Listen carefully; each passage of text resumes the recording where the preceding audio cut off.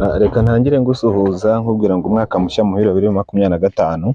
Njye rero nkaba ngiye gutangira umwaka nkwereka uburyo ushobora kubona amafaranga ukoresheje telefone yawe. Mu by'ukuri hari abantu bagiye bambwira ngo video utwereka ngo utwereke uburyo amafaranga bayakorera ariko ngo ntutwereke uko bayabikuza.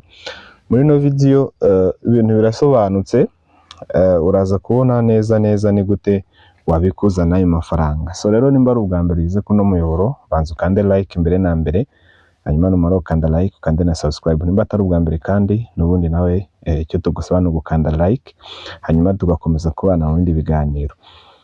Muri kumwe na Mr Egide. App ngiye kukwereka uzajya ukoraho byibura amafaranga atari munsi y'1,400 buri gitondo uko byutse, kandi nta gishoro. Icyo usabwa no kuyifungura gusa, hanyuma ukareba uko bimeze. Ikindi ushobora gukora arenzeyo bitewe n'umwanya ufite, kuko hari uburyo bwinshi burimo gukoreramo amafaranga.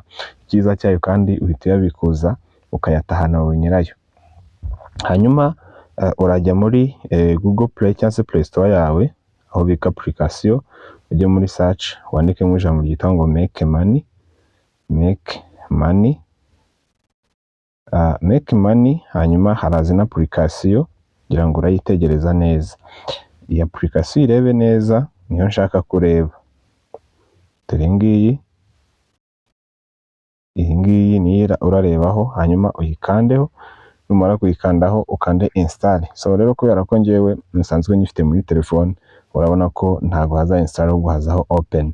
So iyo umaze gukanda imaze kuba installed muri telefone, icyo ukurikizaho ni ugukora open. So kugira ngo dukomeze, kanda subscribe, kande like, kugira ngo uzajye ubona n'ibindi biganiro tugenda tukugezaho uko wakorera amafaranga ukoresheje internet. Icyo ukora uhita ukanda hano kuri open, ugategereza igafunguka. Iyo ugezemo hano ukora register. So kuri registering hano, uburyo bwiza bwo kuregisteringa ukoresha hano Google, kuko nitagoye. Ukoresha account yawe ya Google ibiri muri telefone, ubwo ndavuga email. So kanda hano kuri continue with Google, ubwo ni akangaka. Hanyuma wamara kugakandaho, ugategereza bikarodinga. Bagahita bakoreza email zose ufite muri telefone, wowe ugahitamo email ushaka, ugategereza. No kuvuga ngo ubu nagezemo. So iyo ugezemo rero, ikintu cya mbere ugomba kubanza kureba ni akangaka hano kuri daily stick. Akangaka niko kambere ugomba kubanza kureba mbere y'ibindi byose, kubera ko aka kandi iyo gakanzeho baguhereza amadolari, kandi amadolari baguhaye uhita uyabikuza ako kanya. Ntabwo utegereza ngo nzabikuza ryari, uhita uyabikuza ako kanya.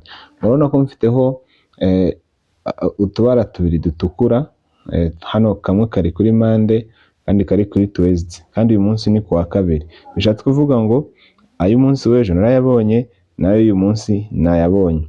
Aha rero ku munsi wa mbere nakoze ikosa ryo kutayabikuza kubera ko nari ntarabimenya neza. Ntabwo nababeshya, nari nkirimo ndabikora ubushakashatsi ntarabimenya neza. Ku munsi wa kabiri nibwo naje kumenya noneho uko bikora, bitanyabikuza. Nuvuga ngo uko winjiye mu minsi ikurikirana y'icyumweru, tuvuge nimba winjiye kuwa mbere, kuwa kabiri, kuwa gatatu, kuwa kane, kuwa gatanu, mu minsi 5 ubwo baguhaye amadolari agera kuri 5.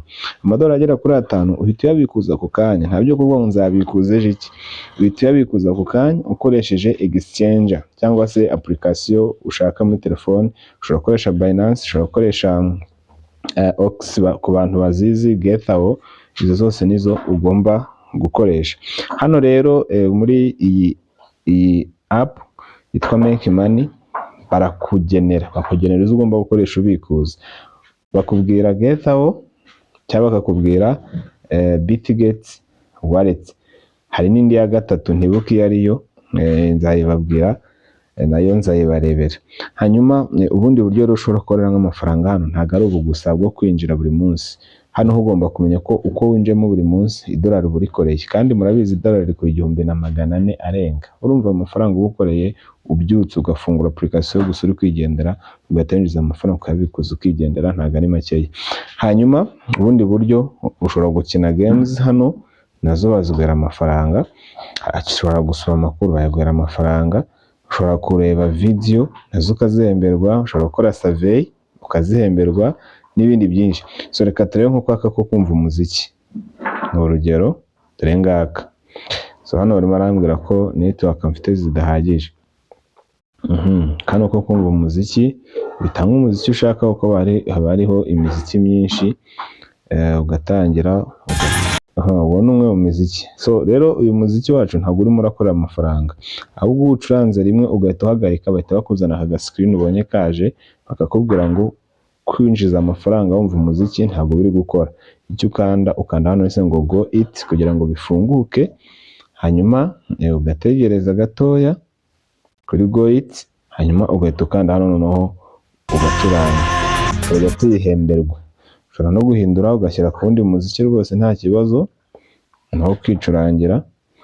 Kwibutsa ko kugira ngo bicurange bisaba kuba nyine ufite internet. So reka ndekeraho kugira ngo bataza kumpa copyright ko ndi gucuranga imiziki y'abandi, kandi video ndaza ku uploadinga kuri YouTube.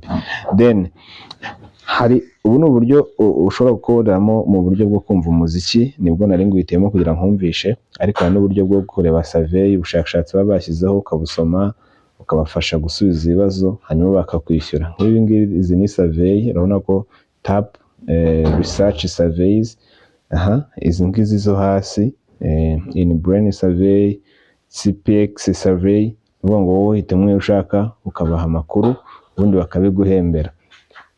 Ikindi rero ugomba kumenya ni uko iyo utumiye abantu hano, ahangaha iyo utumiye abantu baguhereza nabwo amafaranga. Gutumira umuntu umwe baguhereza amadolari agera muri 2.5. Ni ukuvuga ngo amadolari 2.5, urumva ko ntabwo ari amadolari makeya. Urumva ko uramutse utumye abantu 3 ku munsi ubonye amadolari asaga 7.5, yahize mu Nyarwanda ni 10,000 birenga. So ntabwo ari amafaranga makeya ku bantu bafite gahunda yo gukora. Ushobora kuvuga ati buri munsi najya ntumira abantu 3 ubone ibyo 10,000 byanjye nirekeraho. Kwibutsa ko ahita bikuzwa ahangaha. Nk'urugero, nababwiye ko ku munsi wa mbere mbikora uko nari nkiri mu kuyikora ubushakashatsi ntabwo kubikuza nabimenye, ariko ku munsi wa kabiri narabimenye birabikurika. So reka nkwereke aho nabikurije muri Bitget wallet. Nabikurijemo ni $1 nabikuje, ntabwo nabeshya kuko niryo batanga buri munsi. Urumva iyo hashize iminsi 7 aba ari amadolari 7. Dore ngaye murabona ko ni 1.1 kubera ko ni crypto baba bampaye kandi zigenda zizamura agaciro. So nanaribikuje ari 1, ariko urabona ko ryazamura agaciro ryabaye 1.1. Urumva ni ejo nimbikuza nandi icyumweru kizajya gushira mbikuje amadolari yanjye 7, hanyuma mpite nyashyira kuri mobile money. Inoti yanjye 10 mbe ndayibonye mu cyumweru nta kintu nashoye, just kuba mfite akantu muri telefone gusa n'imviro tuziki, hoza nkareba gutyo gusa nta kindi. So ariya rero niyo nabikuje muri no application. So ku bantu rero batemera ko ariho nayakuye, urabona ko uno munsi nawe bikuje, ejo nzabakorera indi video noneho mbereke nanjye ndi kubikuza ndi ageremo tuyareba. Nicyo nshaka kugira ngo umuntu wese amenye ko that is app that is giving money, irimo iratanga amafaranga. Iyi ngiyi nta bintu byo kubeshya abantu. So rero iyo ujya kubikuza twese dukanda ngaha ndetse ngo redeem, niho banyura babikuza. Hanyuma ikindi wamenya, hano ushobora kutabikuza ukoresheje exchange runaka, ugabikuza ukoresheje PayPal. PayPal ni kwa kundi uba ufite account yitwa PayPal ukabikuza amafaranga yawe. Abantu bakora hanze y'u Rwanda barazizi kuko ntabwo PayPal hano mu Rwanda zikora. Hanyuma ukaba wajya kuyahahisha ku Amazon, ukaba wayashyira kuri konti yawe uko bishaka. Ahantu rero ino application ikwemeza ko atari igihuha, ni ukubanza no gukora verification cyangwa se kugaragaza ko uri umuntu koko utari robo. Dore ngaha, you need to verify you are a real person to be able to redeem your points.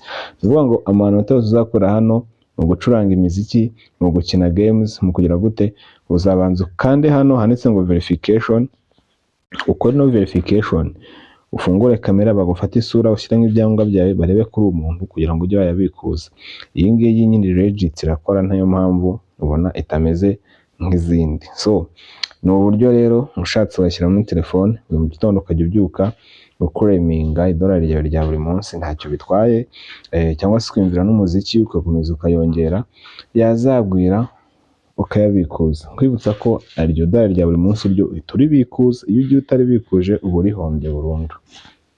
so mwakoze cyane, mbivuza kugira umwaka mushya muhire 2025.